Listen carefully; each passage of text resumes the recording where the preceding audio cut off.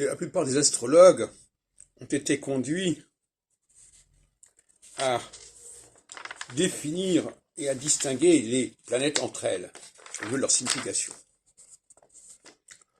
Moi-même, en 76, dans l'astrologie sensorielle, paru dans Cosmopolitan, je me plie à cet exercice en reliant la planète à un des 4 sens. Alors Mars c'est le goût, Jupiter c'est la vue, Saturne c'est l'odorat, et Uranus c'est l'ouïe. C'est ce qui est écrit à cette époque-là. Donc, je diversifie les planètes par ce moyen. Puisque je garde ces 4 planètes, en fait. Alors, j'ai un test ensuite qui s'appelle « Quelle est votre planète ?» Les questions qui suivent ne constituent pas un moyen radical pour identifier la planète qui vous régit. Il est possible qu'en récapitulant, vous constatiez l'existence de 2 tendances. Donc, toute l'énergie vise à savoir à quelle planète on appartient, et donc à diversifier les définitions et les descriptions des planètes.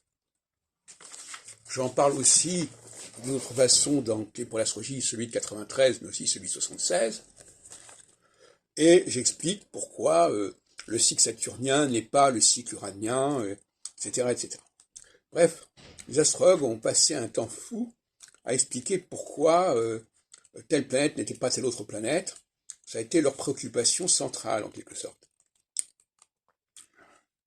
Barbeau aussi l'a fait. Il a bien essayé de montrer que Saturne, c'était pas Uranus, etc., etc., etc. Je parle pas des signes zodiacaux, parce que pour les signes zodiacaux, c'est différent. Pour les signes zodiacaux, c'est pas grave. Parce que les signes zodiacaux sont censés être différents les uns des autres. Mais la diversité, c'est les signes zodiacaux.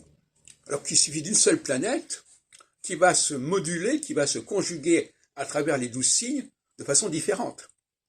Donc le travail de définition des 12 signes, quelque part épistémologiquement, il est pertinent.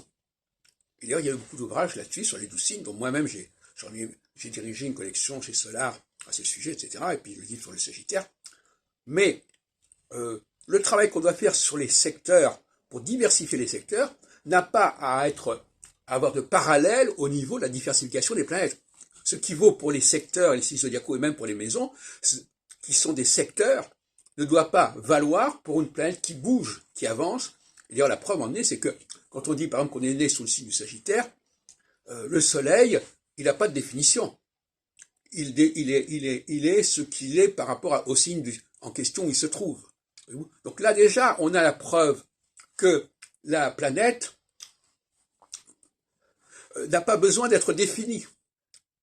C'est la qualification qu'elle va avoir à travers les signes zodiacaux qui va l'emporter.